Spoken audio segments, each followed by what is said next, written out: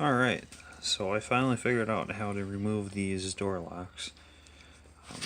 I was afraid they'd be a one-shot deal. Like the door handles, you can see that they're riveted on actually. But it turns out these will come out just fine.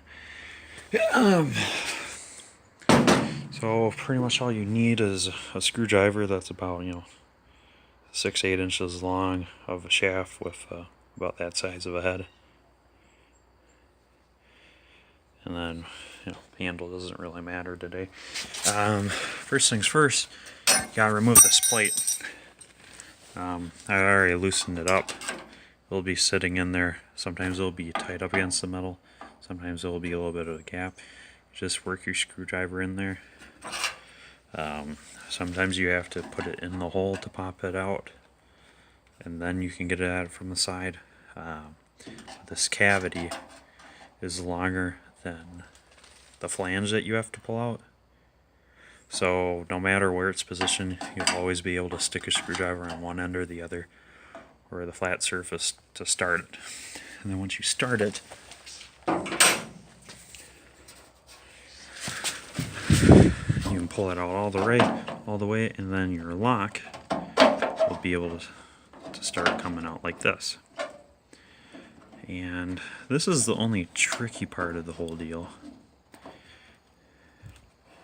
is getting that guy to cooperate. So I found that the best way to do it is to pull it up some. Pushing the lock in, down all the way might help, because as you push this in and out, the lock stem from the inside will move up and down. Some, I guess. But anyways, you'll have to manhandle it some, but you'll want to be gentle because this stuff is not replaceable. So pretty much, let's get some focus. There's this green stem right here. That guy. Okay. This needs to be on the other side of this round metal rod. This is quite the pain to do, but it can be done. And it needs to be done, so it will be done. Right? But anyways, you can see that it's kind of that question mark shape, and that little stem on the end of the green tab. You can wedge a screwdriver down side there and work it over to the other side of the metal rod. It's a pain in the butt, but you can do it.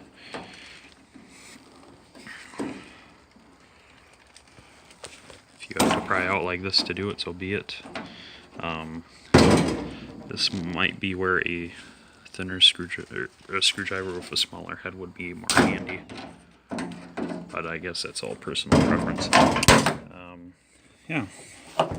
So once you get that little green tab on the other side of the round rod, this guy will just spit right out. It came right out of that hole with no issues. And then one of the next harder parts is retrieving that rod. There we are. So you can see that one rod goes up to the door handle. And that rod there, you can barely see it. It's got that 90-degree hook on it. That's what needs retrieving. I got lucky this time. Right now it's leaning up against the glass. My first time it was leaning on the face of the glass. And it is a pain to retrieve. Some needle nose pliers might be handy. But another thing you can do is way down in here.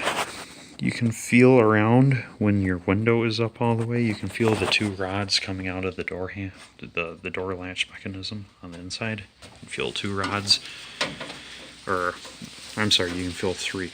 One goes to this, one goes to the door handle, and one goes to your lock. And once you retrieve it, make a roll of tape to stick on the end, so that it will hang in here. Because if you try fighting to find this guy after you paint it, most likely scratch everything. And you need to keep this guy in this place. Otherwise, when you roll your window up and down, it will scratch a whole bunch until you get that lock reinstalled. So you can pull out just like that, put some tape on it, and where it sits, it doesn't really sit on any important parts of the door panel that will affect your paint, so that's the best way to do it. And if you use about that amount of tape, it won't fall back in either, which makes it really handy for reinstalling and painting. So it can be done. And you can see this video is a little over 5 minutes. It's about all it takes for one lock. It's about 5 minutes after you have the door panel disassembled and maybe a few other things out of your way, like the window rolled up, that helps. But there's living proof it can be done. So good luck, guys.